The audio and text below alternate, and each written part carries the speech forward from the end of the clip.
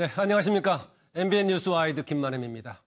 수해 복구를 뒷전에 두고 외유에 나서서 비난을 사고 있는 충북도 의원이 이 비난 여론을 두고 들쥐의 일종인 레밍 같다고 맞받아치면서 비난을 더 키우고 있습니다.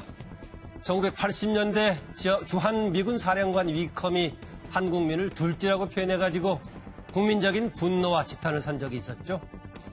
탈북했다가 재입국한 임지연에 대해서 이런저런 추측이 나오고 있는 가운데 임지연이 북한 공작원이었다는 증언을 매경에서 단독 취재했습니다.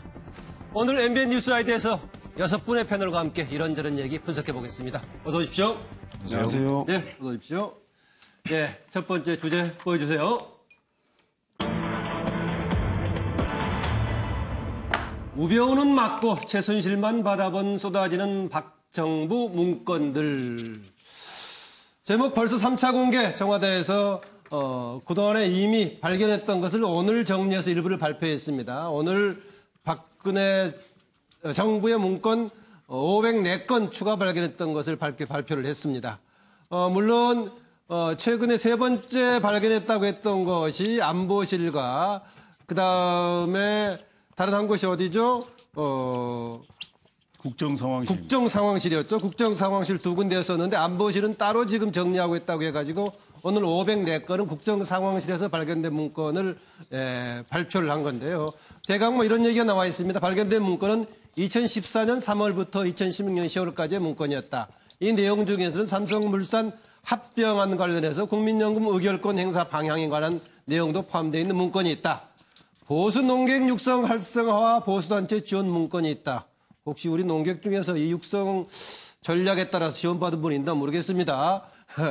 카톡의 자편향적 자동 연관 검색어 개선 주문 문건도 들어있고요. 그런데 박수현 대변인, 이것 위법성이 있는 것을 지시되어 있다는 내용으로 판단해가지고 국민의 알 권리를 위해서 공개했다라는 얘기입니다. 이것 공개하기 전에도 이미 자유한국당에서는 문건 공개에 대해서 지금 대통령 기록물 관리법 위반했다고 검찰을 고발해 놓은 상태입니다. 노회찬 정의당 원내대표 오히려 박수현 대변인 고발한 것에 대해서 한국당에 대해서 얼토당토 없는 행위다. 이런 지적을 했고요. 검찰은 이 문건에 대해서 수사팀을 8명으로 증원을 했습니다. 그런데 지금 최순실 씨의 변호인 측에서는 이것을 검찰이 갑자기 법원에 제출하는 것에 대해서 조금 이렇게 막아달라. 그렇지 않으면 방어권을 행사하기 어렵다. 이런 주문을 검찰과 법원 쪽에 주문을 했는데 대응은 없이 지금 진행이 되고 있다고 합니다. 그런데 말이죠. 최근에 조국 현 새 정부 민정수석이 이전에 우병우 전 민정수석 때 설치했던 내부의 문서를 막았던 검색기를 철거했단 말이죠. 그런데 이렇게 문서 검색대는 있었고 또 밖에서는 최순실 씨가 개별 문건을 받아봤고 그런데 또 이렇게 정부가 넘어간 이후에 이전 정부의 문건들이 쏟아져 나오는 이 세 가지 상황을 연결지어 봤을 때 이것이 우리에게 무엇을 시사해주고 있는가라는 걸 생각해 보려고 합니다. 자료 보겠습니다. 민정 총무비서관실에서 일제 점검을 실시한 결과 현재의 국정상황실과 안보실 등에서 다량의 이전 정부 문건이 발견되었습니다. 이 문서들은 현재의 국정상황실에서 발견되었습니다.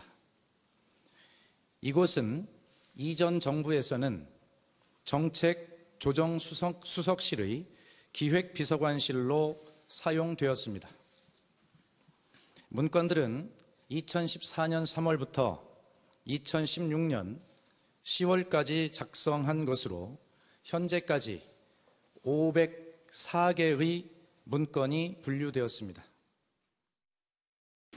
피고인 정호성은 2013년 1월 정부 출범 직후부터 금년 4월까지 총 180건의 문건을 이메일, 인편, 팩스 등을 통하여 최순실에게 유출하였고 그중에는 사전에 일반에 공개되어서는 아니 되는 장차관급 인선 관련 검토 자료 등 47건의 공무상 비밀이 포함되어 있습니다. 이제 상상도 못할 일이 이제 나오죠. 최순실 씨가 한 건의 문건을 갖고 와요. 무슨 예. 문서였어요? 청와대 문건이었고요. 청와대 문건 예. 가지고 계세요? 예. 다 결정이 됐다고 네. 이렇게 얘기를 합니다. 다 결정이 됐다 청와대에서. 예. 이 청와대 문건을 최순실 씨가 들고 와요? 예, 저희한테 직접 줍니다. 제가 좀 읽어볼게요. 네. BIPK에서 지시하신 스포츠클럽 지원 사업에 대한 전면 개편 방안을 보고드림. K스포츠 재단이 스포츠클럽을 전반적으로 운영하고 네. WK가 컨설팅을 한다는 거네요? 네, 맞습니다. 재단은 이렇게 결정됐으니까 여기에 맞춰서 준비하고 WK는 이렇게 결정이 됐으니까 WK도 여기에 맞춰서 준비해라. 이렇게 최순실 씨 지시가 아이디어가 나죠. 예. 한 달쯤 있다가 청와대에서 공식 문서가 돼서 내려온 거네요. 예, 공식 문서가 이제 결제 라인까지 타서 이제 들어오는 거죠. 네, 이렇게 계속해서 대량 문건이 발견되고 있는데 왜 이렇게 인수인계가 안 된 문건이 추가로 발견될까에 대해서는 이런저런 해석이 나오고 있습니다. 그중에 그 인터넷 서랍형 캐비넷에서 발견됐다는 문건 관련해가지고는 인터넷에는 뭐 그런 문서를 맡기지도 않았었는데 또 최종적으로 대선 있기 하루 전인 5월 8일에 당시 행정관 적어도 2사람 이상이 봤을 때는 아무것도 없었는데 이런 지적도 나오고 있어서 발견의 배경에 대해서 아직 좀 논란이 있는 것 같습니다. 그리고 청와대 문서라는 게 중간에 금속 물질이 들어있어가지고 함부로 복사도 안 되고 유출도 못하게 돼 있고 그래서 문서 검색까지 이렇게 설치가 돼 있는 상황이죠. 지금 최근에 아마 철거하는 모습의 화면이 나와 있는 것 같은데요. 이렇게 철통 보완을 했는데 그럼에도 불구하고 따로 최순실 씨한테 문건은 샜고 이렇게 또 대량으로 발견되고 이런 상황을 보고 우리는 어떻게 해석을 해야 될지 뭐 이런 질문입니다. 황장훈 소장. 아까 앵커께서 보수 농객 육성이 있었다. 네, 누구냐 이런. 오늘 발표한 박수현 씨의 그 내용 중에 그런 게 있었어요. 저는 보수 농객이 누군지에 대해서 좀 밝힐 거를 주장합니다. 아하, 예. 저 같은 보수 농객으로 분류되는 사람은 3인방을 사법 처리하라 예, 이렇게 주장했다가 종편 십상시로 이렇게 꼽히고 또 우병우에 대해서 비판했다가 출연 정지도 당하고 이런 순환도 겪었는데요. 예. 그렇게 특혜를 받은 보수 농객이 도대체 누구인지 예. 궁금합니다. 예. 저는 이 문서 진위에 대해서도 뭐 요즘 보수 일각에서는 가짜다. 제2의 태블릿 PC 같은 것이다. 이렇게 이야기하지만 저는 진위는 사실이다라고 봅니다. 그런데 청와대가 이것을 처리하는 방법에는 문제가 좀 많이 있다고 보고 있습니다. 예. 그럼 왜 그런가 하면 1차로 지난 금요일 날 발견됐다라고 300건 발견된 다음에 1시간쯤 있다가 1361건이 또 발견됐어요. 예. 월요일 날 발표했지만요. 그러면 저걸 갖다가 이제부터 뒤지겠다고 하는 순간에 갑자기 또 1361건이 나옵니까? 그래서 300건이 문서 5박스였다는데 1361건은 또 문서가 몇십 박스겠습니까? 예. 그러면 그 이후에 또 다른 이 방에서도 발견이 됐죠. 3차에 걸쳐서 발견된 걸로 아는데요. 그럼 청와대가 이것을 발견하는 장면을 동영상으로 찍어서 그런 어떤 부분을 발표할 때 여기에서 발표됐다. 그리고 그 캐비넷이나 사물함의 소유자는 누구였다라고 분명히 밝힐 필요가 있고요. 이건 왜 중요한가 하면요. 제가 매우 중요한 이야기 하고 있어요. 예. 만약에 청와대의 행정관이나 청와대의 어떤 직원이 이 정권이 넘어가는데 이걸 갖다가 이 기록원에 국가기록원에 보내야 되는데 대통령 예. 기록물로 이것을 갖다가 숨겨놓고 잠그고 갔다 그러면 이것은 대통령 기록물 관리법 위반으로 사법 처리 대상에 속하고 예. 그 사람을 관장했던 비서관이나 수석도 사법 처리해야 되는 거 아닙니까? 네. 그런데 누구라고 특정하지 않고 문건만 발견됐다고 이야기하는 부분에서요. 청와대가 왜 이런 오해를 자초하는가 하는 부분이고요. 예. 발견 과정에 대해서도 동영상을 찍어서 공개를 하는 것이 저는 예. 맞다고 봅니다. 예. 그다음에 청와대 대변인이 이것을 발표하는 것이 옳은 것이냐. 내용까지요. 예. 발견됐다라고 발표하고 이것을 이 법제처나 어디에 유권 해석을 해서 예. 그 유권 해석에 따라서 보낼 거는 보내고 검찰로 넘길 거는 넘기겠다. 기록원으로 보내고 이렇게 처리해야 되는 것이 아닌가 저는 그렇게 생각합니다. 예, 뭐 그런 질문들에 대해서 지금 청와대 쪽에서는 답변을 두 가지를 하고 있죠. 하나는 그래서 큰 줄기의 제목만 소개했다는 내용하고 하나는 또 범죄 혐의가 있는 부분은 관련해서 복사해서 넘겼다 이런 주장을 하고 있긴 합니다. 아니, 발견 과정에서 예. 그걸 숨긴 사람에 대해서 글쎄요, 예. 고소 고발 조치를 해야 이 사건의 진위에 대해서 보수계 일각에서는 많은 의심이 또 번지고 있어요. 예, 황 수장 그렇기 얘기- 때문에 예. 그런 부분들이 명확히 밝혀질 수 있다 이 말입니다. 예. 그래서 황 수장 얘기가 다른 제가 얘기 설명을 했고요. 이재경 교수. 네, 우선 그 내용이 뭐 볼수록 가관이지 않습니까? 그러니까 국정농단이 어떻게 벌어졌는지에 대해서 이게 속살이 확연하게 드러난다. 국정농단을 벌인 그 실체적 진실이 속속 드러나고 있다. 하수분도 아니고 계속 쏟아져 나오네요. 예. 얼마나 꽁꽁 숨겨놨고 숨겨놓은 것이 뭐 누구에 의해 발견됐는지 나중에 또 기회 되면 다 밝혀지겠지만은 그 내용이 과관 아닙니까? 깨알같이 지금 간섭하고 개입했다는 게 다 나오잖아요. 심지어 지방자치단체인 서울시의 정연수당 문제 가지고도 그 해방을 어떻게 놓을 것인가를 고민했던 것도 다 드러났는데 저는 이거 갖고 자꾸 이제 논란을 야당이 제기하고 고발까지 하는데 저는 이게 일종의 좀 굉장히 잘못된 거다라고 봅니다. 왜냐하면은 이걸 정말로 고발을 해야 될 정도의 기록물법 위반 사항이라면 먼저 이것을 처리하지 못하고 방치하고 팽개치고 내버려두고 마음대로 해놓고 그냥 도망가듯이 나가버린 이 사람들을 찾아서 먼저 이 사람들부터 기록물법 위반으로 먼저 고발해야 됩니다. 예. 성고발 대상은 그 사람들이에요.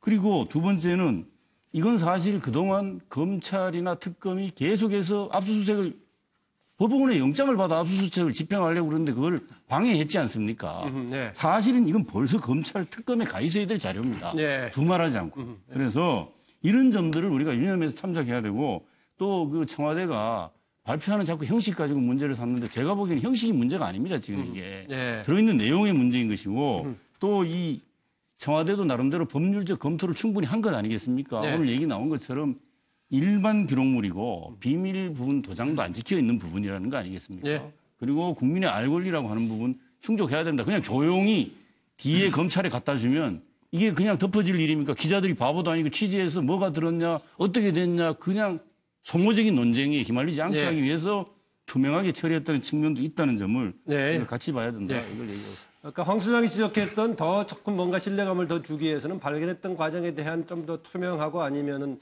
증거를 남겨두는 방식이었으면 조금 더 명쾌했을 거다. 이런 지적도 일리가 없는 건 아닌 것 같습니다.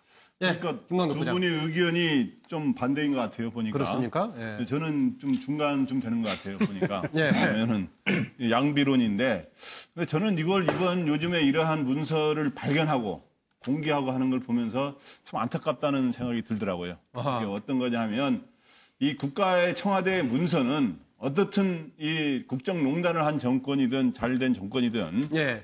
정권이 아닌 국가의 문건이거든요. 예. 이거는 북한의 근데 문건이고 그렇기 때문에 저는 이거를 문건을 만든 박근혜 정권도 여기에 불법적인 내용들이 일부 들어가 있는데 예. 그런 내용이 들어가는 회의라든가 그런 거 하면 안 되는 거죠. 예. 그런 또 하나는 처리를 제대로 기록물법에 따라서 기록관에 제대로 넘겨갔어야 되는데 그런 걸 제대로 못한 예. 바로 박근혜 정권의 잘못이 분명히 있는 건데 근데 이거를 발견한 지금 문재인 정부가 이거를 이게 공개를 일일이 지금 하고 있지 않습니까? 예. 근데 이것도 저는 잘못됐다고 봅니다. 왜 예. 그러냐면 지금까지 역대 정권의 초반에 그 청와대에 있던 사람들한테 제가 물어봤더니 가보니까 과거 정권에 남겨간 문건들이 조금씩 남아 있었다 그래요. 근데 예. 어떤 정권이 그동안 이걸 공개를 했습니까? 아, 이전에도요? 예. 예. 그래서 제가 확인을 했습니다. 그때 갔더니 뭐 전 정권에 있더라.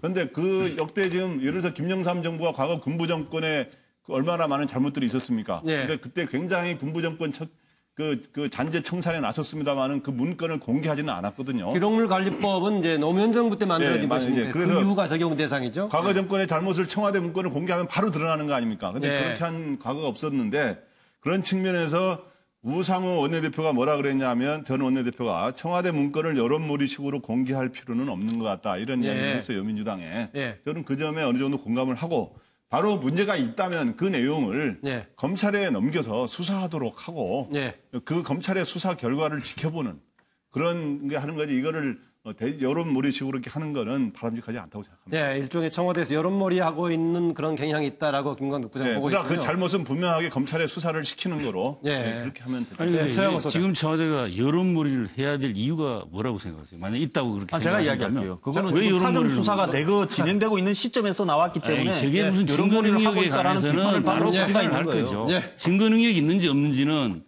법원에서 판단하는 겁니다. 알겠습니다. 예, 그런 의지는 무슨 말인지는 알겠으니까. 서영원 소장.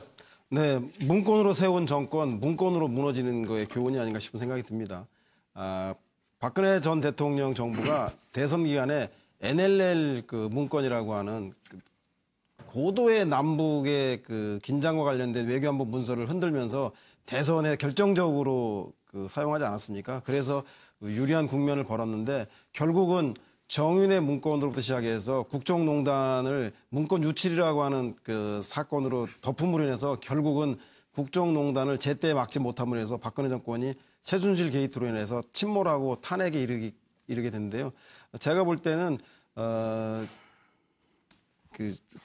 문서 검색대를 우병우 수석이 민정수석실에 설치했다고 하는데 예. 10경찰이 한 도둑 못 잡는다 그랬습니다. 아마도 국정농단으로 대통령이 진두지휘하는 이러한 증거들 의혹들이 있는 속에서 그 밑에 있는 수석과 보좌관들, 비서관들, 행정관들이 무슨 그 의혹을 가지고 청와대에서 열심히 일을 했겠습니까? 예. 따라서 제가 볼 때는 오히려 도덕적이고 국민을 위해 헌신하는 그런 청와대 기풍을 세우는 게 중요하지 예. 저렇게 검색대를 설치하고 한 장에 10배나 더 비싼 특수용지를 쓴다고 해서 그것이 기록이 보존될 거라고 하는 건 착각인 것 같고요. 오히려 국민들을 위해서 봉사하는 높은 사명감을 갖는 그런 청와대로 만드는 대통령, 네. 박근혜 전 대통령으로부터 그런 모범을 세웠어야 되는 거 아닌가.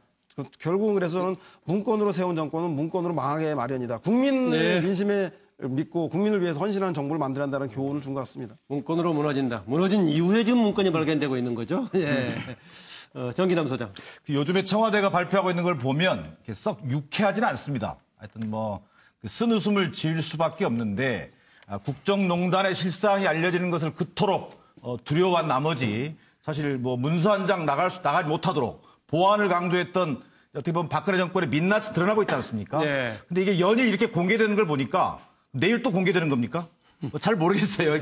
이걸 쳐다보고 있는 게 불편하다 이런 생각입니다. 네. 첫 번째 그런 생각이 들었고요. 그 말은 다른 말로 하면 이게 보안을 그렇게 강조했지만 결코 보안이 소통을 이길 수 없다라는 평범한 걸 보여주고 있고요. 예. 검색대 설치했지만 역시 십상시 권력을 또 막을 수 없었습니다. 사적으로 유출했으니까요. 그렇습니다. 그런 부분에서 기본적으로 이 보안과 소통에 있어서 소통이라는 게 얼마나 중요한지를 다시 한번 좀 확인하게 됐고요. 예. 두 번째는 지금 이게 유출의 과정 또 이것을 법적인 문제를 제기하고 또 누가 유출했느냐 청와대 책임이 있다. 이렇게 얘기하는 주장은 사실은 옳지 않다는 판단입니다. 네. 기본적으로 그 주장의 근거는 은폐에 있는 거 아닌가. 네. 저는 이런 생각이 들었고요.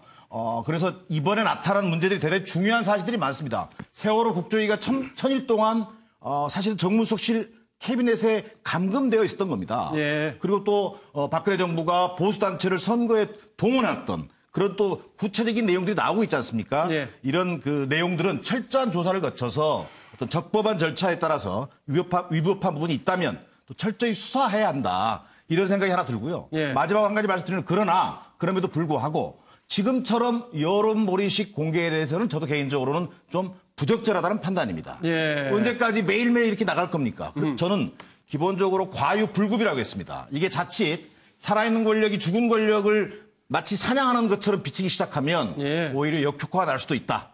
이런 측면에서 좀 현재 진행되고 있는 것들 다시 한번 좀 되돌아볼 필요가 있겠다. 그런 생각입니다. 예, 이 문서가 이전 정부 문서가 새 정부로 인수인계가 제대로 안 됐던 점, 또 그 안에 국정농단과 관련된 일부 문서가 포함되어 있는 것에 대한 비판적인 지적에 대해서는 공유하고 있는데 이후에 청와대가 이것을 정리해서 발표한 부분에 대해서는 조금 견해차가 있어 보이군요. 네, 서정욱 변호사. 저는 이게 문건 보면서요. 물론 이번 사건의 본질은요. 본전에게 박근혜 정부가 불법적인 국정 운영을 하고 예. 이걸 이게 심판하고 반면교사로 삼을 건 삼고 이게 본질은 그게 맞아요. 그렇지만 이게 저는 절차적으로 큰 문제가 있어요. 왜냐하면 이게 모든 문건을 싹 복사해서 사본을 특검에게 갖다 줬잖아요. 이거는 이게 제가 보기에 문건 유출입니다. 왜냐하면 이게 지금 이게 청와대 대변인은 박관천 판결의 1, 2심 판결만 근거로 사본은 이게 무조건 유출이 아니다. 예. 이게 청와대 발표인데요. 제가 이게 판결문 전문을 한 30장 돼요. 꼼꼼히 제가 몇 번 읽어봤고 예. 이 판결에서 인용하는 박관천 이 판결에서 말하는 건 이렇게 되어 있습니다. 간료를 다시 보면 미국 대통령 기록물 2201조를 인용해요. 그러면서 이게 뭐라 했냐면 편의상 생산된 것이 명백한 여분의 사본. 예. 이건 이게 기록물 아래였어요. 예, 예. 예를 들어 박관천 그분이 한 부를 더 출력해서 세부 만들고 한 부를 갖다 준 거예요. 예. 이건 이게 편의상 해야 할 때 여분의 사본. 요것만 제한적으로 아니지. 예. 남들이 만든 모든 서류를 싹 복사해서 갖다 주면 이건 이게 유출이에요. 예, 예. 그래서 저는 그리고 검찰은요. 그 박관청 경장 그 한 건도 지금 유출이라고 계속 상고하고 있어요. 예, 예. 검사 이유는. 예. 그럼 이게 이번에 검찰이 왜 이게 전부 사본을 다 봤습니까? 저는 이게 아주 검찰의 태도가 예. 정말 이게 정권에 따라 입장이 바뀌고 지금 이게 여당도 옛날에는 또 여당이 자기한테 유리하면요. 사본도 이게 유리하면 뭐 제한되고 불리하면 제되고 이게 법리라는 게 일관돼야지 왜 자기 유불리에 따른 내용에 따라서 입장이 달라집니까? 예. 저는 이게 잘못됐다 봅니다. 예, 어쨌든 서정욱 변호사의 주장은 박관천 재판에 나왔던 사본의 의미하고 이번에 사본의 의미는 전혀 다르죠. 성격상 다르다는 주장이고 그래서 상당히 그 절차에 있어서 문제가 있다는 지적인데 물론 청와대에서 당연히 이런 거 법의 위법성 여부를 검토하고 했겠죠. 했기 때문에 이후에 이제 문제 제기하는 쪽과 다퉈볼 여지는 있을 겁니다. 이미 자유한국당에서 문제를 제기했기 때문에요. 그건 좀 두고 보기로 하고 또 법적인 절차를 당연히 정부에서 이제 검토했을 테니까 두고 보도록 하죠. 다음 주에 넘어갑니다. 열심히 놀다 들끓는 국민 여론의 레밍, 들쥐의 일정이죠. 레밍 같다, 막말 이건데 지금 물난리 수해 복구 과정에 있는데 외유 떠난 충북 도연역이죠. 수해 현장 버리더니 이제는 국민도 버린 막말했습니다. 비난 여론에 맞서가지고 인터뷰를 오히려 레밍 같다라는 얘기인데요. 레밍은 알다시피 상당히 집단적인 속성이 있어가지고 무엇을 하는지 모르고 집단적으로 몰려다니고 오히려 심지어는 집단 자살까지도 가기도 하는 이런 속성을 지칭할 때 레밍, 들쥐를 예로 들은 겁니다. 그러면서 지금 당시에 세월호 관련 얘기할 때 세월호 때부터 국민들이 이상했다. 그리고 또 이번에 이들에 돌아가는 것도 이상하다라는 얘기했습니다. 그런데 지방의원은 사실상 중앙의 국회의원에 비하면 그렇게 특권을 누리고 있는 것도 아니다. 이런 얘기하고 있습니다. 네 사람 중에서 지금 두 도의원은 먼저 들어왔죠. 물론 나머지 두 사람도 좀 들어올 겁니다만은 못 들어오고 있는 이유는 아마 현재 그냥 설명은 항공권이 성수기여서 바로 지금 돌아오는 것을 알 수가 없어 그랬다는 것인데 어떤 사정인지 모르겠지만은 오늘 낮에 두 도의원은 지금 들어와 있는 상태입니다. 그런데 지금 여기 얘기 나오고 있습니다만은 지난번에 탄핵 정국 관련해서도 뭐 그런 발언을 계속했었고요. 그런데 김태우 의원이 약간의 조금 뭔가 옹호하는 듯한 발언을 또 해줘가지고 논란을 불러일으켰습니다. 물론 알리중 유럽관 도의원들 나름대로 또 어려움도 있을 것이다. 이해해 줄 부분도 있다라는 얘기고요. 더불어민주당 지금 그 자체가 비난을 사고 있는데 여기에 맞대응한 막말까지 하고 있는 그 즉각 사퇴해라라고 했는데 국민을 향해서 했던 말 기억이 나죠? 개돼지 발언, 능가하는 역대급 발언이다. 지탄이 나오고 있습니다. 제가 오프닝에서 그런 얘기 했습니다만은 1980년에 주한미군 사령관 위컴이 5.18 관련해가지고 대한민국 국민을 들쥐의 당시 비유를 해가지고 아주 뭐 국민적인 분노를 산 적이 있었는데요. 이런 얘기입니다. 지금 이 김학철, 이 사람 지금 도의원 이름이 김학철입니다. 탤런트가 아니고 도의원 이름이 김학철인데 김학철은 도대체 어떻게 지금 국민들에 대해서 상황 인식을 하고 있길래 이런 발언까지 나올까 그런 질문입니다. 자료 보겠습니다. 개가 사람을 물면 어떻게 해야 됩니까? 애완견은 단련해줘야 되겠지만 사람의 위해를 가하는 미친 개들은 사살해야 됩니다. 대한민국 국회 250마리의 위험한 개들이 있습니다. 예, 지금 탄핵이 지난해 말에 12월 9일이죠. 통과된 이후로 2월 달에 탄핵 반대 집회에서 국회의원들은 당시 물론 234명이 찬성했습니다만은 250마리의 미친 개가 있다라고 지금 정말 심에도 극에 달한 막말을 쏟아부었던 경력이 이미 있군요. 그런 상태에서 이번에 그렇잖아도 지금 6명이 사망까지 한 청주, 충북의 물난리 상황에서 외유를 떠나가지고 국민적 비난을 받고 있는데 이걸 가지고 지금 맞대응해서 오히려 레밍 같다는 얘기를 하고 있는데 정말 어떤 인식을 하고 있는 것인가 이런 얘기입니다. 이재경 교수. 예, 보시고 들으신 대로 안하무인의 방향 무도의 오만방자입니다. 뭐라고 더 할 말이 없습니다. 예. 비정상 삐뚤어진 사고의 극치를 보여주고 있다고 생각합니다. 네. 도대체 어떻게 저 사람이 그 지역의 도의원이 됐다는 건지 이해할 수가 없습니다. 네. 저 나향욱이라고 불과 얼마 전에 작년이죠. 개돼지 발언했던. 국민이 민중은 개돼지라고 이렇게 얘기했던 게 정말 우리 가슴을 무너지게 했는데 거기에 못지않은 지금 레밍이라고 하면 들쥐라는 얘기 아닙니까? 예. 아유 정말 안 돌아왔으면 좋겠어요. 레밍 들쥐가 어디로 가는지 무엇 하는지도 모르고 집단적으로 몰려다니는, 그래서 스스로 통째로 전부 집단으로 죽기도 하는 그런 정신없는 활동하는 그런 걸 비롯해 레밍을 얘기하는데요. 네, 정기남 소장. 예, 어쨌든 22년 만에 최악의 물난리지 않습니까? 어떤 일정이 있었다 하더라도 취소하는 게 마땅하고 가지 않았어야 합니다. 예. 그런데 또 여론이 들끓음에도 불구하고 거기에 대해서 여론에 맞서는 모습을 보면서 신분은 도의원이지만 의식은 국회의원 이상급이다. 뭐 이런 생각이 좀 들었고요. 뒤쪽 비유는 약간 위험한데요. 위험한가요? 이게 기본적으로 이 외유 나갔을 때 다 뭐 국가를 위한다, 뭐 또 어떤 외국과의 어떤 약속이라든지 이런 걸 그동안 여러 국회의원들이 하던 모습을 많이 봐왔거든요. 저는 잘못 배웠다고 보는 겁니다. 그런 의미에서 국회의원을 인용한 거고요. 저는 아까 우리 이재경 교수도 얘기하셨지만 저는 귀국하지 않으면 좋겠어요. 그렇게 오기 싫으면 귀국하지 않으면 좋겠다는 생각이고, 그 근저에는 바로 국민을 어떻든 간에 어떤 이른바 들쥐 이렇게 볼 수 있을 정도의 천박한 특권 의식이 밑바닥에 자리 잡고 있는 거다. 저는 이게 오늘 자유한국당이 특달같이 징계를 지금 운운하고 있습니다. 그래서 제명 권고안을 결의한 걸로 알고 있습니다. 자, 국민 여론이 주시할 필요가 있습니다. 이러다가 또 조용히 시간 지나면요, 또 없던 일이 될 수도 있습니다. 지금 김학철 도의원 이전에도 막말 발언으로 징계에 올라갔다가 또 유야마된 적이 있습니다. 반드시 어떻게 처리되는지 우리 국민들이 주시할 필요가 있다고 생각합니다. 방법상으로는요, 임기가 지금 1년 정도밖에 안 남았지만은 지방의원들의 경우에는 주민 소환제가 있기 때문에 중간에 중앙정부에서 탄핵에 해당되는 방법이 또 있기는 합니다. 네, 서정욱 변호사. 저는 이게 딱 한마디로 정리하면요. 옛날에 이게 이승계하고 왜 무학대사 주고받은 일화 있잖아요. 시안, 견유시. 이게 돼지 눈에는 돼지만 보이고. 그다음에 불안, 견유불. 부처 눈에는 부처만 보인다.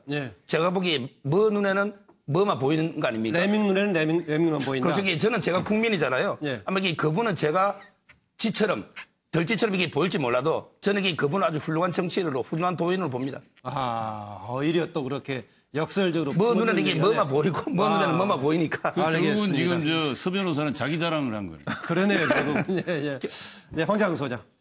저는 이 네밍이 문제가 있다고 초과하면 아주 나쁜데 네밍을 들먹여요. 원래 네밍이라는 지가 다 자살하는 게 아니라 노르웨이 네밍이요.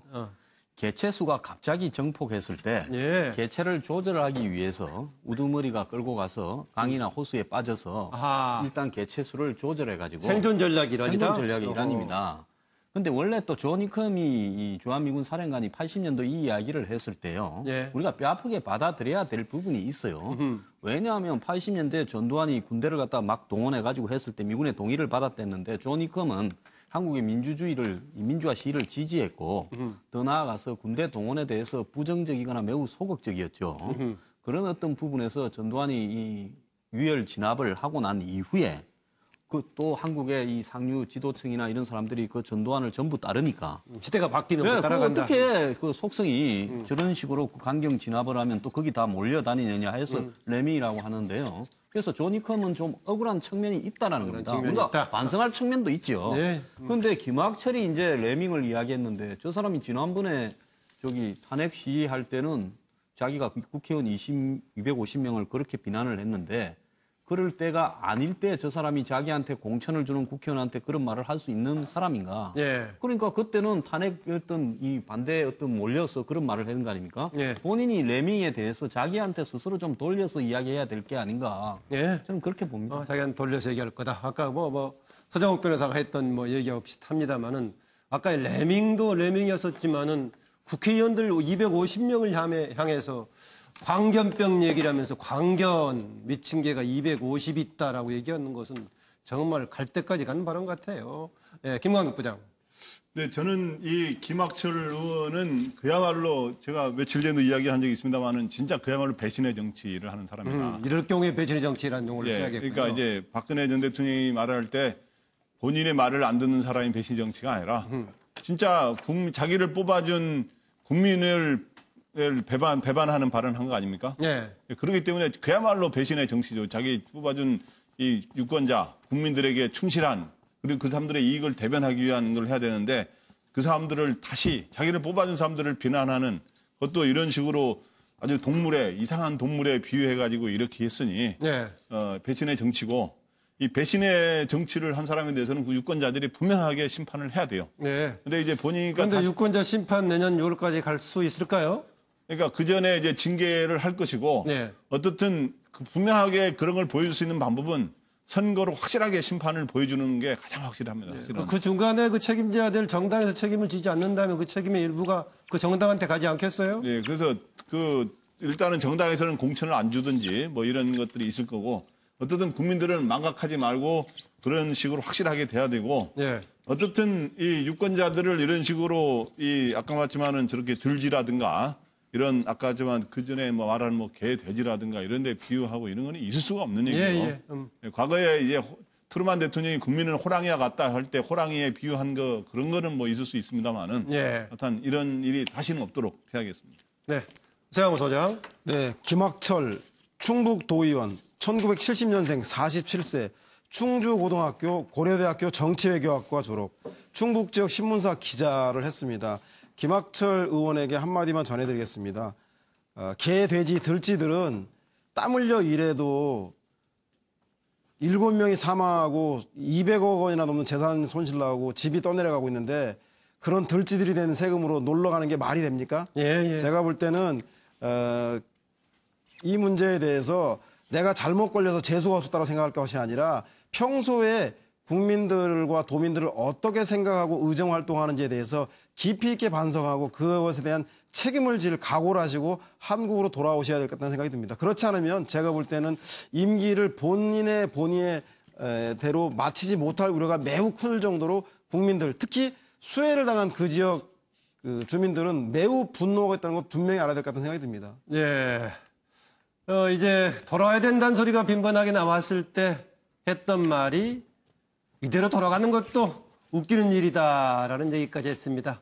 이 말에 대한 말풀이를 좀 들어보기로 하고요. 자료를 좀 더 보겠습니다. 죄송합니다. 죄송하고 제가 사죄드리고 인터뷰도 하겠습니다. 그래서 더 있으면 안 되겠다 싶어서 일찍 들어왔습니다. 그런데 비행기표가 여기 지면서 하루 다음 날 이렇게 들어오게 됐습니다. 지금 의원님 지역구에서 이 수해가 굉장히 크게 났지 않습니까? 근데 그럼에도 불구하고 이거 강행하신 어떤 특별한 이유가 있으십니까? 저희 전체 단체 활동을 하다 보니까 어쩔 수 없이 어쨌든 드릴 말씀이 없습니다. 죄송합니다. 다음에 가지고. 김학철 의원 레밍 발언 아시죠? 그건 잘 모르겠습니다. 저도 지금 비행기 타고 오다가 있었기 때문에 그 이유는 잘 모르겠습니다. 내용을 제가 자세히 아는 건 아직 없고요. 어쨌든 빨리 내려가서 제가 사죄드리고 또 봉사활동을 하는 걸로 해서 열심히 하도록 하겠습니다.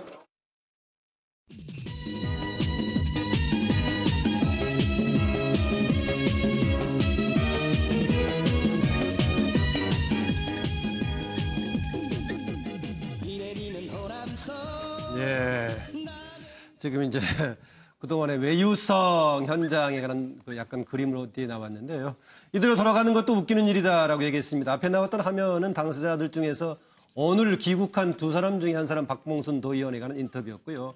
김학철 도의원은 아직 귀국은 하지 않은 상태입니다. 들어보죠. 이재경 교수. 아니 이대로 돌아가는 게 웃기는 일이라면 뭘 어떻게 하겠다는 거예요 지금. 본인이 뭐 무슨 명예를 훼손당했습니까 지금? 진짜 이대로 돌아오면 진짜 웃기는 일입니다. 예.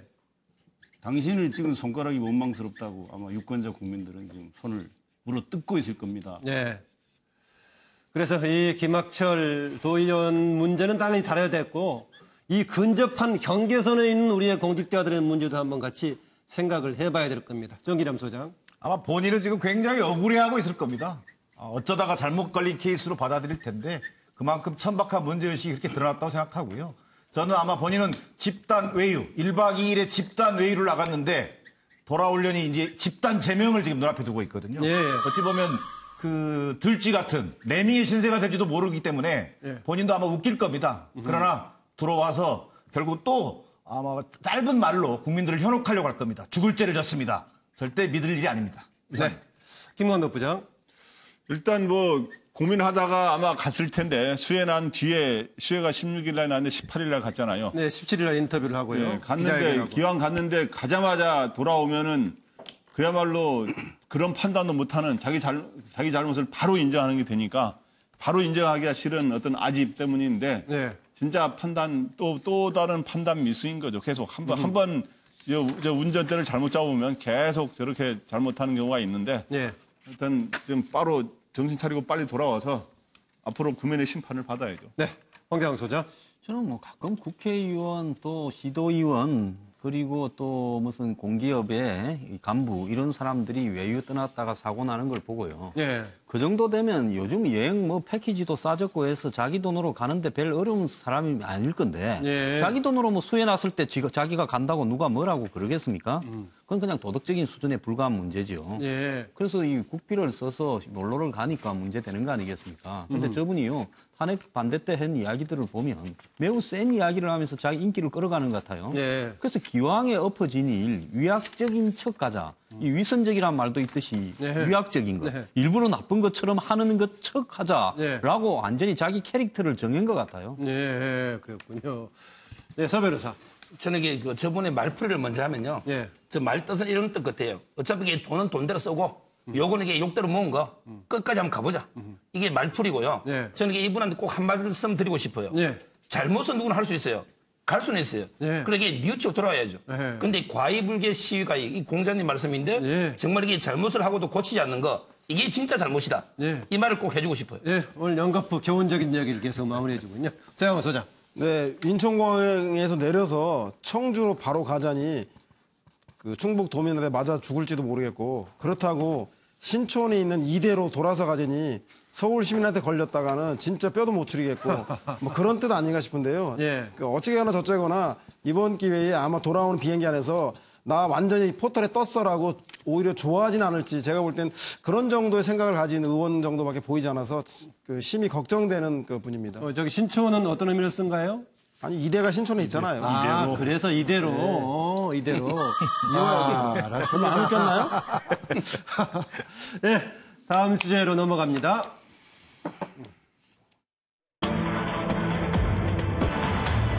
예, 납북설에 이은 대남 공작원 가능성 보도 이 파장은 그렇습니다. 임지현, 억울한 납북자인가 대남 공작원인가 이런저런 얘기가 나왔는데요. 그동안에 자진 납북 가능성 아니면은 강제 납치돼 가지고 강제로 소환돼 갔을 가능성 여러 가지 얘기가 나왔는데요. 오늘 잠깐요. 오늘 오늘 매경에서 단독으로 지금 북한 보위부 출신 탈북자 뭐 이런 작업을 하고 있는 인터뷰를 했는데 임지연은 북한의 스파이다. 남쪽에 공작원으로 파견돼서 임무를 마치고 들어간 거다라는 얘기를 하고 있습니다. 그래서 했는데 물론 이게 확정적인 것은 아닙니다. 그동안 했다고는 다른 지금 증언이 나오고 있는 것이기 때문에 여러 가지를 감안해서 참고해야 될 겁니다. 조금 더 내용을 보죠. 임 씨는 자발적으로 공작원과 만나서 아주 매끄럽게 북에서 정찰총국 사람하고 손을 잡고 북에 들어갔다라는 얘기입니다. 대남 공작원 관련 정찰총국 단둥에서 임 씨를 데려갔다는 얘기입니다. 현재 북에서 아주 영웅 대접을 받고 있다. 김정은 정권 초기의 정권의 기획으로 남한에 들어왔던 것이다.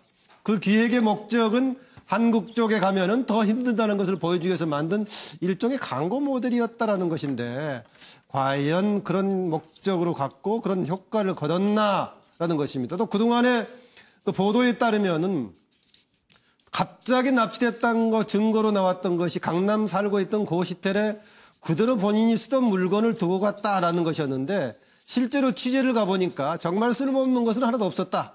쓸모없는 있는 것은 다 빼가버리고 아주 겨울철에 두꺼운 옷이라든가 별로 쓸모없는 것만 남겨놓고 갔다는 얘기입니다. 그래서 여러 가지가 논의가 되고 있는데 지금 만일에 가정입니다마는 대남 공작원 설이 나오고 있는 이 상황인데 임지연이 만약 대남 공작원이었다면은 무슨 임무로 왔을까? 또 그 임무로 와가지고 과연 어느 정도의 임무를 달성했을까? 뭐 이런 문제를 한번 생각해보자는 취지입니다. 저 추가로 보겠습니다.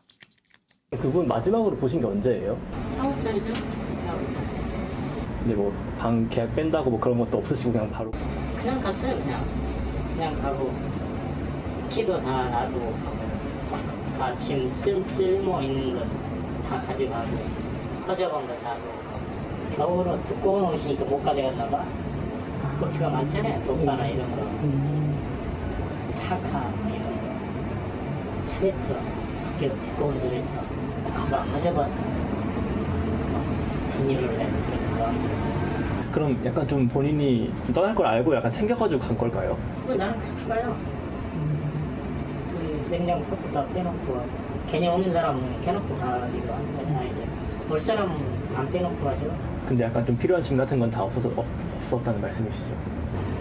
그 방에서 뭐 값이 나갈 만한 건 없었다는 거죠. 우리가 일반적으로 그냥 말하는 기존품이라든가 복합품이라든가 이런. 아, 이분이 평소에도 중국 자주 왔다 갔다 하셨나 봐요? 3번 갔나요? 그러니까 트럼프로 나가가지고 안 보이고 한 3, 4일 됐다 오기도 그냥 물어보기도 하고 어디 가냐고 중국 간다고. 남들 사이에서의 하루하루가 지옥 같았습니다. 나 집에 가고 싶다. 저국으로 돌아가겠다.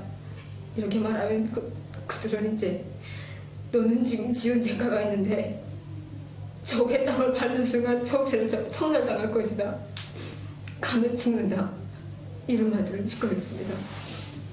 그런데 저는 오직 한 생각, 죽어도 저국의 품에 돌아가서 어머니 아버지 얼굴을 한 번만이라도 보고 죽자.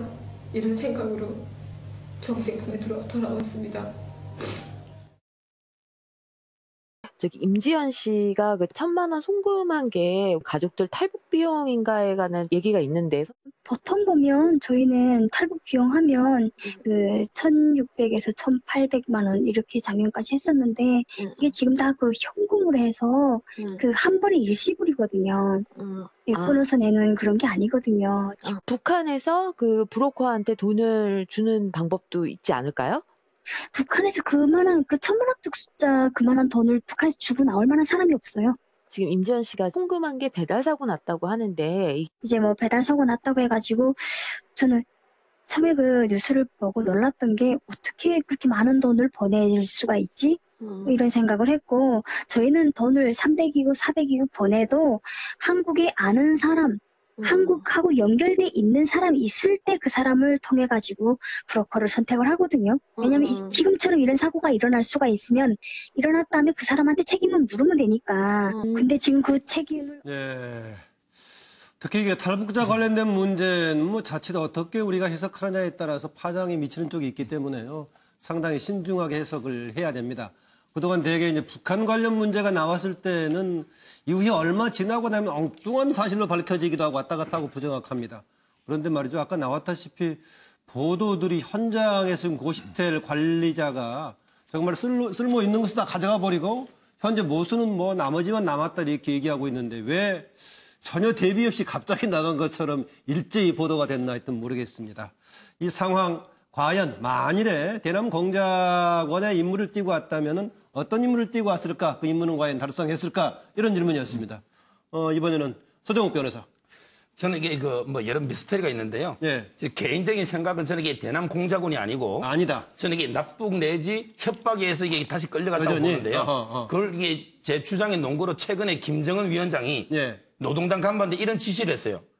60만 명의 한국 군대는 두려운 존재가 아니다. 예. 진짜 이게 무서운 거는 수만 명, 우리나라에 3만 1,000명, 예. 중국에 15만 탈북자. 예. 이 사람들이 공화국의 위협적 존재다. 어떻게든 협박 해위에서라도 잡아들여서 예. 군중 교양과 탈북을 막는 일에 가치 있게 활용해라. 예. 이게 김정은의 지시예요. 예. 근데 오늘 인터뷰는 보위부 간부가 중국 공작원하고 들었다는 이야기인데 예. 한국에 넘어온 분이 어떻게 공작원을 계속 듣는지 의문이고 저는 이게 최근에 북한의 이런 움직임을 보면 예. 협박이나 회유해서 이게 다시 가서 탈북 막는 일에 활용하는 게 많거든요. 예. 여러 정황을 볼 때 저는 이게 공작원이 아니고 납북 내지 협박에서 넘어왔다 봅니다. 네, 그러니까 뭐 여러 가지 설 중에서 강제 납북 또는 협박에 따라서 부모를 뭐 무기로 제박한다든가 여러 가지 있을 수 가족들이 있겠죠. 가 있으니까요. 네, 그런 방식 쪽에 좀 신뢰를 두고 있군요. 정일남 소장은. 예, 뭐 저도 개인적인 의견은 간첩이겠느냐, 예. 뭐 간첩이 아닐 것이다. 그 두 가지 근거인데요.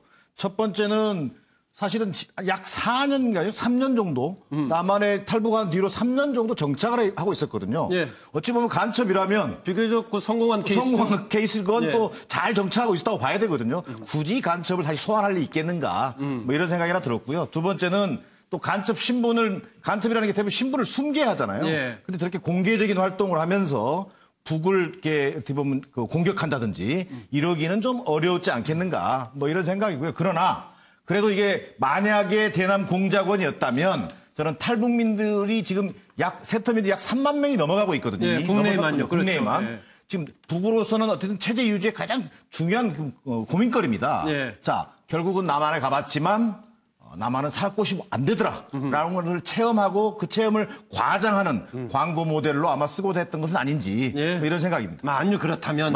예. 세영호 소장. 네, 좀 뭐 대남 공작원이었을까 싶은데 아무튼 대남 공작원이었다면 가정을 해서 얘기하면 1988년도 8월 4일 날 M본부 뉴스데스크에서 어떤 사람이 내기에 도청 장치가 들어있습니다. 그래서 네, 생방송 사고가 난 게 있습니다. 네, 그랬죠. 아마 이분이 종편의 방송에 출연 중인데 방송에서 신임을 얻고 인기를 얻은 다음에 생방송에 출연해서 그때 뭔가 결정적 한 방을 해서 한국 사회를 혼란하고 했을까? 그렇게 너무 억지인 것 같고 다만 저는 이번 계기를 통해서 여러 종편에서 사실상 북한과 탈북민에 대해서 소재로 방송과 오락 프로를 하고 있는데 그 내용이 북한을 희화하거나 대단히 적대시하는 내용이 대단히 많습니다. 오히려 이것이 탈북민들을 정착시키는 데나 아니면 한국 사람들이 북한에 대해서 인식을 넓히기보다는 희화 대상으로 빠질 우려가 높아서 차제에 이번 기회에 그런 프로그램에 대해서 다시 재점검해서 정확한 사실에 근거해서 남북한의 교류 협력에 대해서 인식을 넓히는 그러한 방송으로 재정립되는 그런 기회로 삼아야 되지 않겠나 싶은 생각입니다. 탈북자들이 주로 출연해서 하는 대북 관련 방송에 대한 프로그램에 대한 여러 가지 개선점, 권고까지 지금 해줬습니다. 김광덕 부장. 보니까 남한에서 활동할 때 하고 북한에 가서 아까 기자회견 할 때 모습 보니까 완전히 다른 모습이네요. 그리고 또 눈물 흘리는 것도 보니까 굉장히 인위적이고 그래서 어떤 분명한 거는 연기력이 굉장히 뛰어난 것 같습니다. 어느 게 납북설이든 대남 공작원이든 간에. 근데 하여튼 대남 공작원이라고 본다면 어떤 전략을 짰을 거로 보냐면은 종편 같은데 언론에 나와가지고 북한을 비판하고 남한을 미화하는 이런 식으로 호응하는 식의 모습을 보이면서 삼자한테 얼굴을 알리고 그래가지고 정치권이라든가 관계 고위층들한테 자연스럽게 접근하는 그런 걸 해서 거기서 기밀을 빼내가지고 북한에 보내서 나중에 다시 북한에 가서 거기서 박수를 받는 그러한 전략을 짠 게 아닌가. 근데 지금 북한에 가서 북한에 얼마나 그런 걸 갖다 줬는지 그거는 잘 모르겠어요. 지금 보니까 그렇게 북한에 가서도 자신 있는 표정은 아닌가 보니까. 김광덕 부장은 연기를 잘하는 것 같다라고 해서 지금 화면에 나오다시피요. 다른 임지연 씨를 아는 다른 탈북자는 완전히 표정이 바뀌어 있고 얼굴도 오히려 맞아서 자국이 있을 정도다 이렇게 정도 하고 있어서 오히려 강제 납북에 좀 무게를 두는 그런 설명들도 있었죠. 완전히 다른 모습이네요. 어쨌든. 이재경 교수. 예, 저도 개인적으로는 아까 서정국 변호사 얘기한 것처럼 이게 아마 납북 가능성이 높다. 이게 간첩이고 기획 공작에 의해서 활동했다고 보는 시각에 동의를 지금까지 나온 보도된 정보를 토대로 볼 때는 그런 것 같은데 그래도 또 그 가능성도 열어놔야 되기 때문에 지금 설왕설래하는 것보다는 좀 경찰이 수사 들어갔으니까 실체적 진실이 나오게 확인하는 게 먼저인 것 같고요. 오히려 차제에 서양호 소장도 얘기했지만 이 너무 탈북자 분들을 만 모아놓고 하는 프로그램 만들어가지고 몇 개 있죠. 경쟁적으로 북한의 실체에 대해서 잘 모르는 것까지 어거지로 만들어서 시키는 경우가 혹시 있다면 그런 부분은 좀 자제를 해야 된다고 생각 들고 이 북한으로 되돌아가는 경우는 세 가지 경우라고 그러잖아요. 지금 탈북했다가 지금 탈북자 3만 시대라고 하는데 정말로 아마 극히 드문 일이긴 하지만 고도로 위장 탈북에서 기획 공작으로 간첩 행위를 해서 가는 경우가 있고 또 사실은 와서 되게 적응이 안 돼서 또 중국을 거쳐서 들어오면서 더 잘 살아보려고 왔는데도 힘들게 사는 왔는데 사실 경우도 현실적으로 있겠죠. 적응이 되게 어려운 부분이 있었어요. 이런 경우도 있어서 돌아가는 경우도 있고 또 부모라든가 아주 가까운 가족들 때문에 돌아가는 경우가 있는 거로 대략 보이는데 그래서 차제에 좀 이 탈북민들이 굉장히 많은 숫자지 않습니까? 같은 다 민족이고 다 국민으로 왔는데 그러면 좀 제대로 된 정착 지원 예. 이런 시스템 전반에 대해서 총체적으로 한번 다시 점검을 해보는 예. 특히 관계 당국 또 정부도 마찬가지입니다. 이번을 계기로 해서 이 부분을 어떻게 잘 정착할 수 있는 방법이 뭔지 좀 더 치밀하고 디테일하게 지원 체계와 시스템을 좀 점검할 필요가 있다. 예. 이런 생각을 해보게 됩니다. 황교안 소장. 저는요. 한국에서는 임지연이고 북한에서는 전혜성이다. 예. 그냥 단순히 탈북했다가 납북되었으면 이름이 똑같아야 될 거 아닙니까? 그럼 한국에 왔을 때 이름을 속였던 거냐. 그런 부분에 좀 의문이 있고요. 얼굴이 보면 제가 볼 때는 한국에 TV 나왔을 때보다 북한에 TV 나왔을 때 얼굴이 더 좋은 거 안 같습니까? 아, 그렇게 봐요? 그리고 관점의 차이인데. 지금 송금한 거 그런 걸 보면 외화벌이 공작원이죠. 한국 가서 공작도 하고 거액도 송금을 하고 그다음에 짐이 없었다라는 부분 저런 부분도 뭐 올 생각이 없었다라는 거고 네.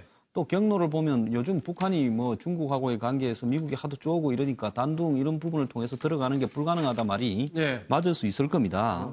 그래서 전체적으로 보면 한국에 가서 지금 한국의 탈북 여성 중에서 좀 우리 괜찮고 이런 사람들을 갖다가 불러가지고 프로를 만들고 이러니까 네. 이런 사람들에 대한 경고와 더불어서 한국까지 가서 TV 스타가 됐는데도 불구하고 결국은 그 한국에는 몸도 타락하고 마음도 타락해서 이렇게 북한으로 되돌아왔다. 이런 뭐 경종을 울리는 부분, 예. 홍보용이 아닌가 이렇게 봅니다. 경고용이고요. 그러면 뭐 오늘 그 매경 기자가 그 인터뷰했던 내용에 대해서는 좀 저는 그게 그 확률이 훨씬 높다고 개인적으로 생각합니다. 아, 그래서 뭐 이렇게 가서 방송하는 것 자체가 일종의 본인의 임무를 좀 수행하는 거다라는 얘기군요. 이게 오늘만이 아니라 우리가 어제도 이런 방송을 했었는데 공통적인 얘기가 그런 거였습니다. 북한 탈북자들에 대한 우리가 뭔가 포용하는 이런 자세 같은 것을 한번 각성할 필요가 있다. 뿐만이 아니라 국가 차원에서 관리하는 문제도 새롭게 돌아봐야 된다는 얘기였습니다. 오늘 추가로 또 하나가 나왔는데요.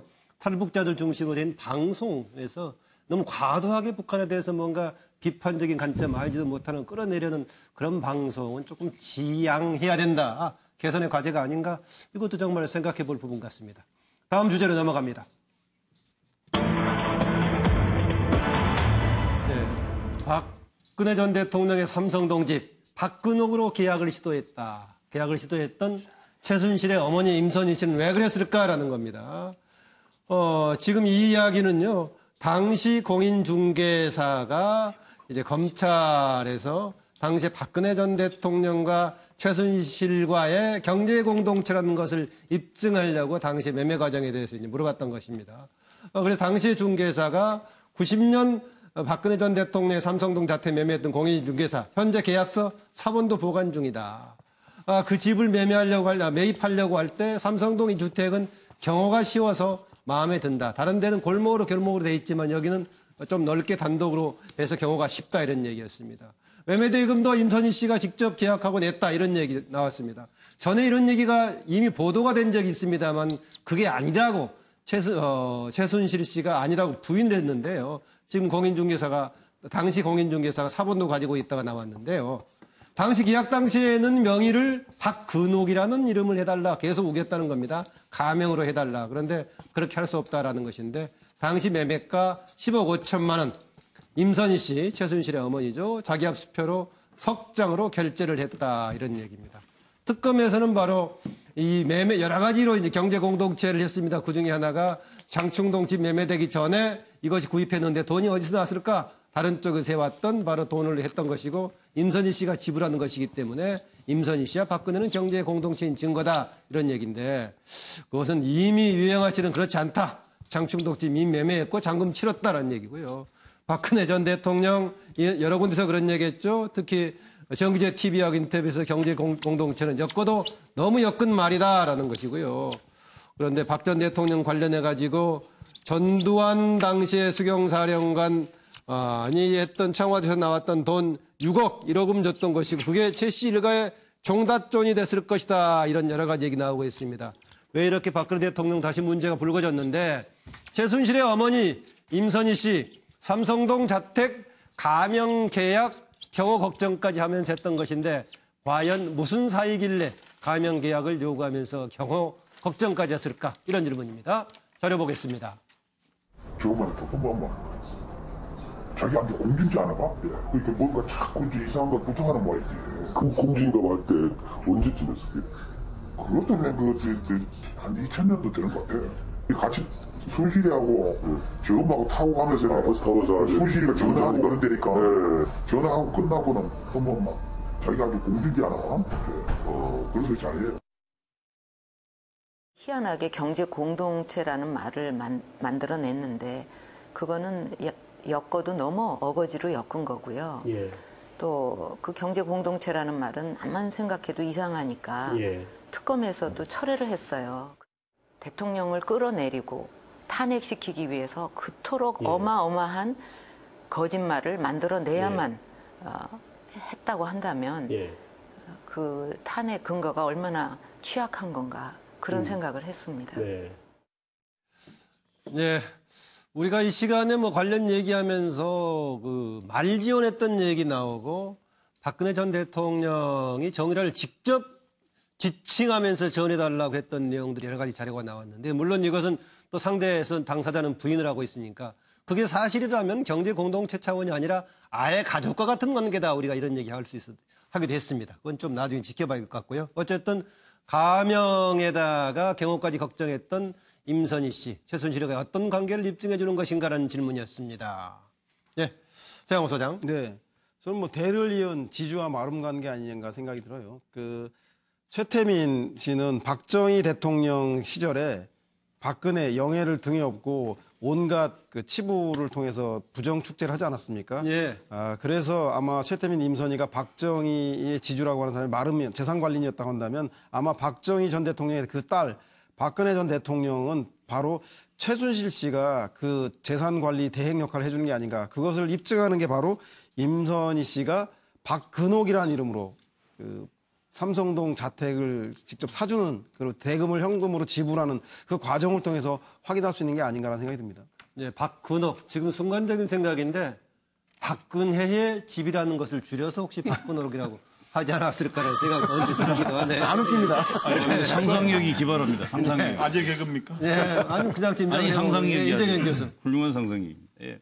최양호 소장도 얘기했지만 저는 이 대를 이은 관계인데 저는 그 한때는 지주 마름 관계라고 생각했는데 그게 아니고 수평적 돈 공동체입니다. 경제 공동체라는 용어를 싫어하시더라고. 예. 그래서 좀 다르네요. 그러니까 지주 마름은 수직적인 관계. 이거 제가 보기에는 수평적 관계예요. 왜냐하면 그때 실제 국정농단 최근에 여러 가지 재판 과정에서 드러나는 걸 보면 정말로 우리가 농담처럼 얘기했던 1+1 대통령 시대에 살았다는 게 나오지 않습니까? 예. 최순실 씨가 사실은 뒤에서 기획 연출하고 박 전 대통령이 배우 역할을 한 거 아닙니까? 최순실 씨가 제기한 민원 인사를 박근혜 전 대통령이 다 들어주고 그걸 하기 때문에 국정농단이고 그것이 권력의 사유화이고 헌법을 위반했다고 우리가 탄핵했지 않습니까? 그런데 이번 과정에서 이 정말 최순실 씨 어머니 임선희 씨가 집까지 한 게 말로 그 당시 보도는 있었습니다만은 법정에서 다시 한번 확인됐지 않습니까? 이걸 보면 애도 박도 못하는 요즘 빼박이라 그러잖아요.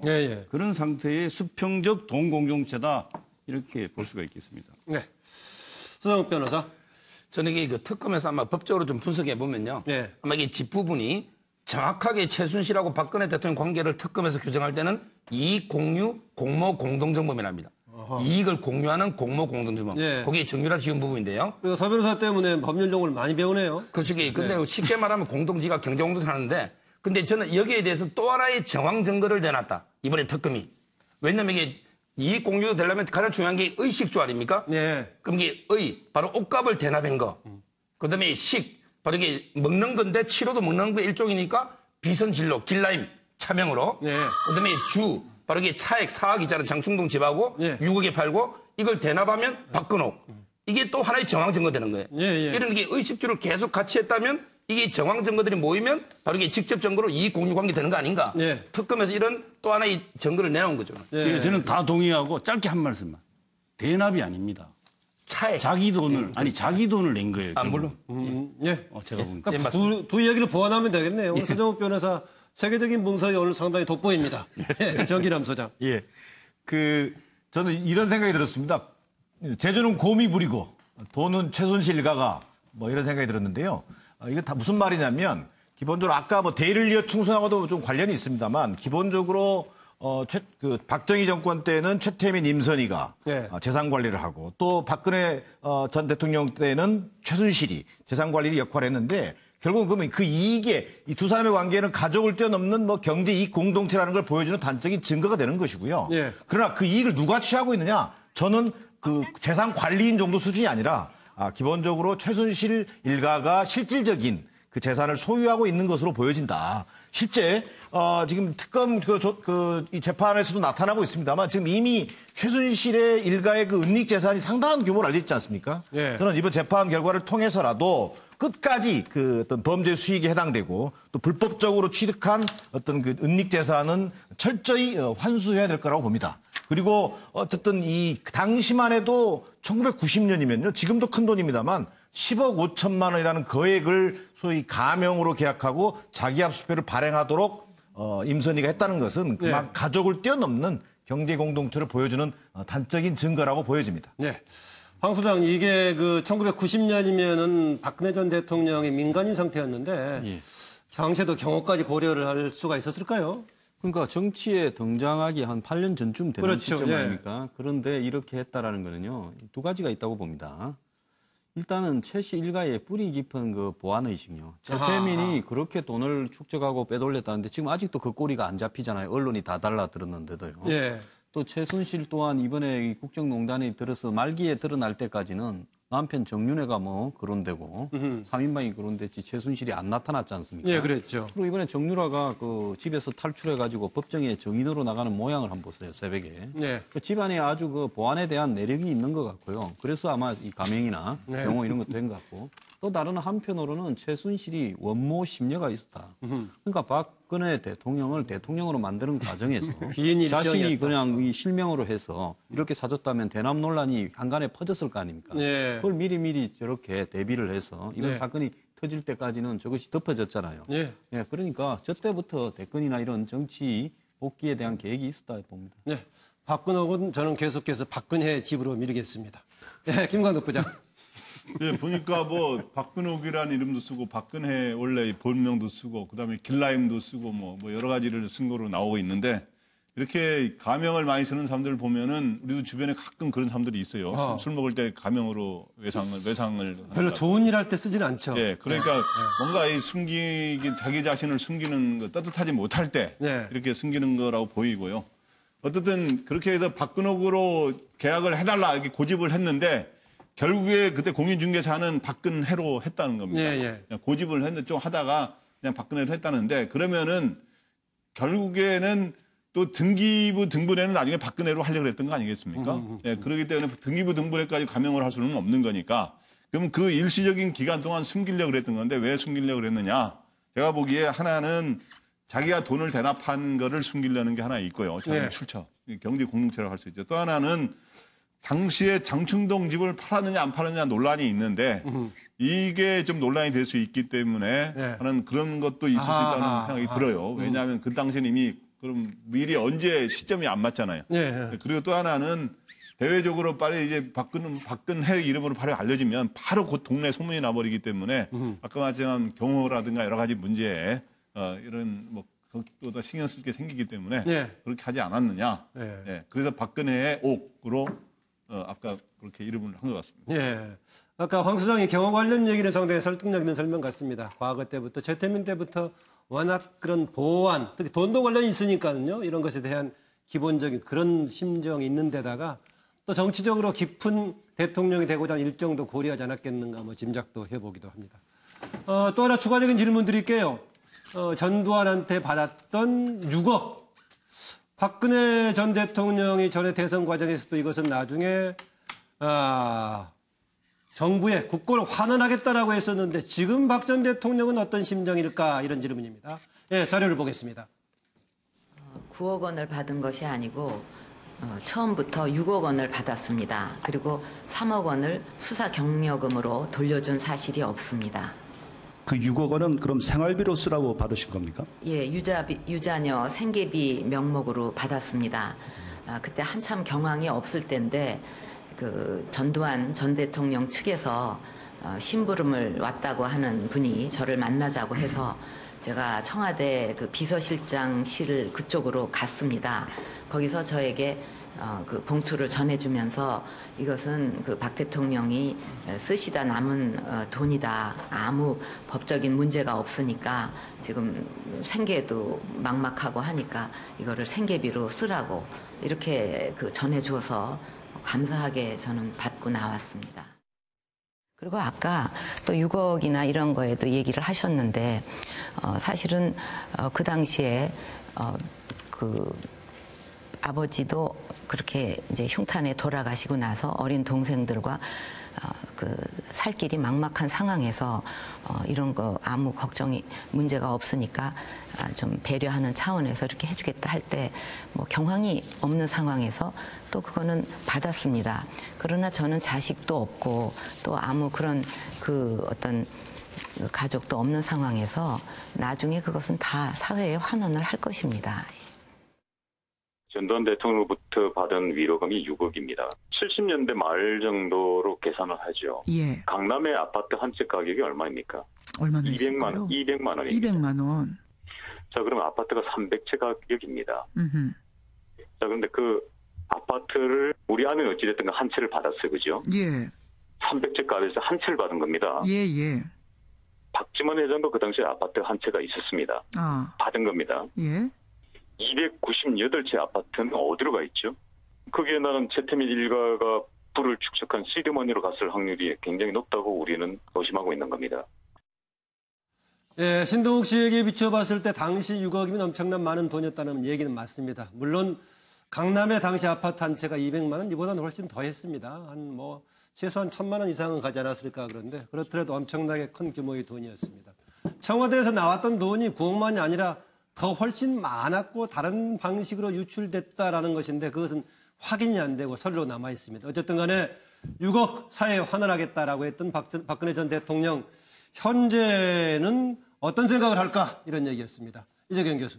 저는 아무 생각 안 할 거라고 아무 생각 안 한다. 지금 그런 생각을 할 겨를도 없고요. 네. 우리가 그냥 괜히 그 재미로 지금 아이템화 시킨 것 같은데 돈 얘기가 나와서. 근데 이 6억이요. 네.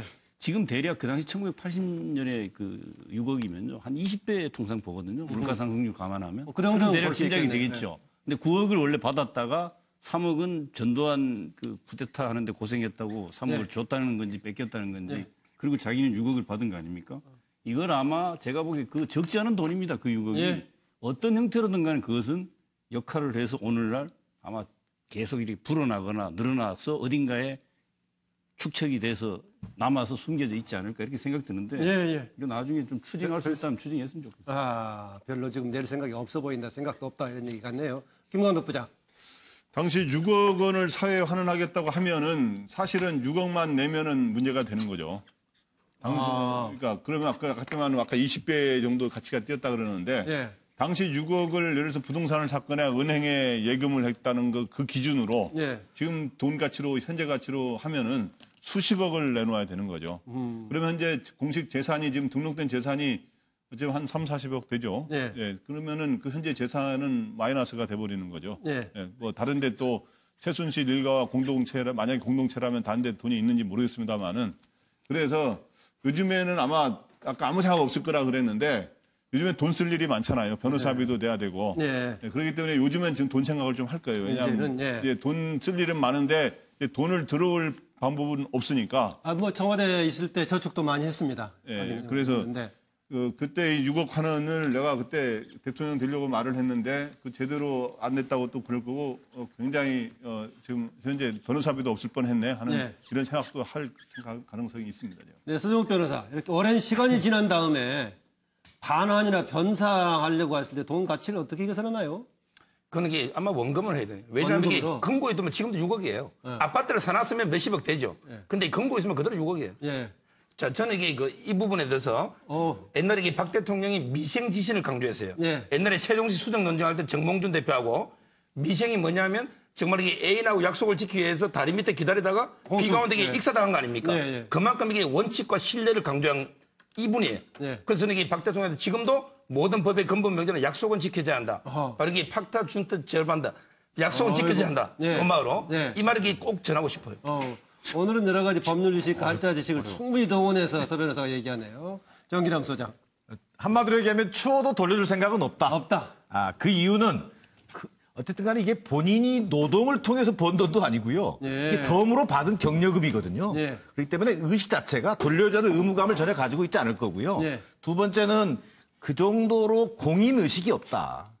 예를 들면 자기가 어떤 약속을 했지 않습니까? 국민들한테 약속한 거잖아요. 대통령 예. 후보로 나서가지고 했음에도 불구하고 공인의식이 없기 때문에 아마 추워도 돌릴 생각이 없을 거로 보고요. 만약에요. 전에 네. 약속했지 않느냐라고 질문을 한다면 박 전 대통령 뭐라고 답변할까요? 그런 사람이 아니 뭐 답은 좀 이따 얘기하겠습니다만 국정농단을 그렇게 자행하고 네. 나라를 이 지경으로 만든 사람이 무슨 공인의식이 있겠습니까? 저는 아마 무슨 얘기죠? 아마 이렇게 답할 것 같아요. 무슨 얘기죠? 또 그럴 때 역할도 이렇게 미뤘다고 한마디 해야 되겠네요. 보니까. 그러니까 전두환의 돈이라고 제가 뭐 반박을 잘 하기 원래 안 합니다만 예. 전두환의 돈은 아니고 당시 청와대에서 발견한 돈을 일부 자기네가 빼서 쓰고 예, 그건 맞죠. 그다음에 예. 돌려준 거기 때문에 제가 보기에는 청와대에 있던 돈이 과연 무슨 돈이냐에 대해서 논란이 있을 수 있는데 그렇죠. 예. 당시 그 수사팀에서 그걸 아까 3억 가량을 썼다 그러는데 그 불법입니다. 글쎄, 그 논란이 충분히 됐죠. 그게. 불법이 됐고 그다음에 그게 진짜 박정희 전 대통령의 개인 돈이었느냐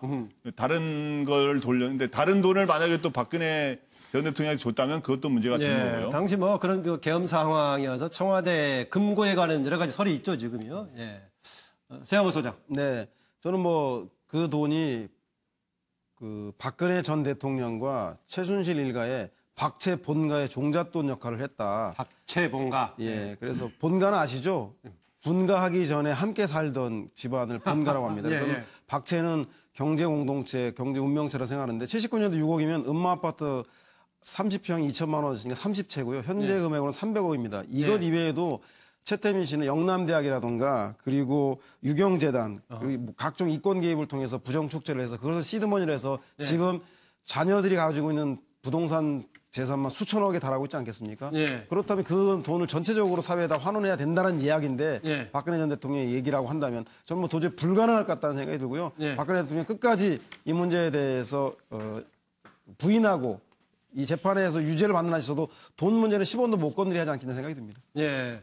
부당 불법으로 했을 경우에 종잣돈이 돼서 재산 불리면은 그 불린 재산도 반환해달라고 할 수 있습니까, 서정욱 변호사? 그거는 이게 물론 특례법이 있긴 있어요. 공무원 뇌물에 관해서 수익이 생겼을 때 그런 법으로 가는 겁니다. 황장 소장. 지금 어차피 공소시효도 지났습니다. 예. 그래서 저 부분에 대해서 특별법을 만들지 않는다면 본인이 내지 않으면 받기가 어려운 거예요. 그런데 본인이 TV에 나와서 사회에 환원하겠다 했으니까 네. 원금이라도 내야 원금이라도 된다. 내야 된다. 또 본인이 지금 그 재산이요. 예. 지난번에 삼성동 아파트를 67억에 팔고요. 내곡동에 28억에 사서 갔습니다. 차액이 29억이에요. 그 외에 현금도 한 또 10억 이상이 있었죠. 예. 저축한 거하고요. 청와대 있을 때도 좀 많이 그렇다면 했고요. 이 변제 능력이 있다 하면 TV에서 대선 토론회 때 네. 본인의 입으로 직접 말한 부분만큼은 저를 아무리 지금 처지가 공공하고 어려워도요. 네. 이런 부분을 이렇게 지키는 것이 사회의 그래도 지도자 네. 어떤 인물의 어떤 이 자기 실천 아니냐 이래 봅니다. 네, 서양 소장 얘기한 종잣돈을 계산해서 받아야 된다는 얘기가 아니고 적어도 타협책으로서 원금이라도 내야 된다 이런 얘기인데. 안 내면 못 받으니까. 못 받으니까. 그래도 도덕적으로 6억이라도 내야 된다는 거죠. 네, 다음 주제 보겠습니다. 수해복구 봉사, 오늘 수해 얘기가 두 번 나오는데요. 여기서는 홍준표 지금 자유한국당 대표를 얘기하는 겁니다. 뒷말만 무성, 논란의 혁신 인사. 이 관련 얘기, 두 개 같이 겹쳐있는 문제입니다. 수해복구와 혁신의 정치학 얘기입니다. 두 사람 사진 모습이네요. 멋있는 모습으로 지금 나와 있는데, 홍대렐라. 여기는 지금 유석춘 혁신위원장 얘기입니다. 얘기인데, 이미 지금 홍준표 대표의 행보에 관해서는 여러분 이미 소개가 됐고요. 추가로 유석춘 혁신위원장, 추가로 혁신위원들을 임명했는데요. 혁신위원들의 면면들이 대개 태극기 집회에 참석했던 사람들 상당히 강성 보수 우파들 인수를 중심으로 구성이 됐는데 이것이 과연 새누리당의 혁신에서 어떤 의미를 가질까? 내부 논란도 있습니다. 오늘 오전에 보니까 다른 언론들에서도 홍준표 대표 현장에 가서 장화 신는데 다른 사람이 신겨주는 모습과 가지고 조금 논란도 계속되고 했었는데요. 이런저런 문제 포함해서요. 홍준표 대표가 청와대 각 정당 대표들과 대통령과의 오찬 회동에 가지 않고 현장에 이렇게 갔던 것, 수해 현장에 갔던 것, 과연 잃은 것과 얻은 것은 무엇인가라는 질문입니다. 열어보겠습니다. 징계 절차라는 거는 그거 잡아 당기는 거 아니고 그래 그 예의가 없나 이제 일하러 왔어요. 일합시다. 좋겠는데 여기다 모아주시면 됩니다. 여기 모아주세요. 임무교도 할까요? 힘들어하시는 아니. 만약 한미 재협상에서 지금보다 우리가 불리하게 재협상을 하면 그 물어내야지 국민들한테. 그걸 갖다 청와대에서 우리가 안 따질 수가 있습니까? 근데 오늘 첫 대면이. 근데 가서 그거 따지면 얼굴 붉힐 수밖에 없지 않느냐 이거야. 굳이 오라고 하니 덜러리 못 쓰겠다. 그래 이야기야. 예, 청와대 가는 것은 부적절하다 해가지고 홀로 가지 않았는데요. 수해 현장 가서 복구 작업에 참석했는데 1시간 참석했던 것도 장화 신던 모습도 조금 논란 남기긴 했습니다. 잃은 것과 얻은 것은 무엇인가, 홍장 소장. 청와대 갔던 분들 중에서 여당의 추미애 대표가 이야기한 거 빼놓고는 뭐 별말 하는 사람들이 없어요, 야당 대표가. 대리사가 좀, 앞으로 직접 이야기 좀 청와대 합시다. 간 사람들 별일 없었다? 네, 그렇기 때문에 홍 대표가 뭐 안 갔다 해서 그걸 갖고 뭐라 하기는 좀 그래요. 간 사람도 말이 없었으니까. 그 장안은 혼자 씻기 어려우니까 그런 거 갖고 이야기하기보다 자유한국당이 지금 보수 새 가치 정립을 위한 토론을 엊그제 했고 혁신위를 했고 이런데 이것이 긍정적인 방향이 아니라 점점 더 오른쪽으로 이렇게 가고 있기 때문에 매우 우려스러운 방향으로 가고 있다 이래 봅니다. 특히 혁신에 대한 걱정과 우려가 크군요. 네, 김광덕 부장. 네, 그 수해 1시간 봉사 활동한 거는 득이라고 굳이 한다면 청와대도 불참했는데 어디 불참한 사이 어디 갈 데가 없잖아요. 그래서 저기라도 가야 뭐 그런 최소한의 명분과 변명거리를 확보했다는 데서 그런 말이 되는데 마침 그 끝난 시간이 그 청와대 회동이 딱 끝날 때쯤에 끝났다 그래요. 그래서 그런 게 있고 그 다음에 실이라면 어차피 정치 쇼를 한 건데 쇼 하려면 그래도 최소한 한 반나절 이상을 해야 되는 거죠. 1시간 이거 했다는데 일을 했다는데 삽질도 제대로 못하는 거고 그래서 쇼답지 않은 쇼를 했다. 이게 세영호 소장. 네. 갔다 와서 얻은 것은 황제 장화라고 하는 칭호를 얻었습니다. 그 가서 수해 복구하면서 갑질했다고 해서 언론에서 홍준표 대표 장화 신겨주는데 1시간이 걸렸다. 삽질하는데 1시간 걸렸다. 등등 말이 많은데 오히려 거기에 수해 당한 분들이 동원됐다라고 해서 불만들이 많았다고 합니다. 그래서 제가 볼 때 얻은 것은 황제 장화고 잃은 것은 민심이 아닌가 싶은 생각이 듭니다. 네, 정기남 소장. 예, 한때는 홍키호테라 그랬는데요.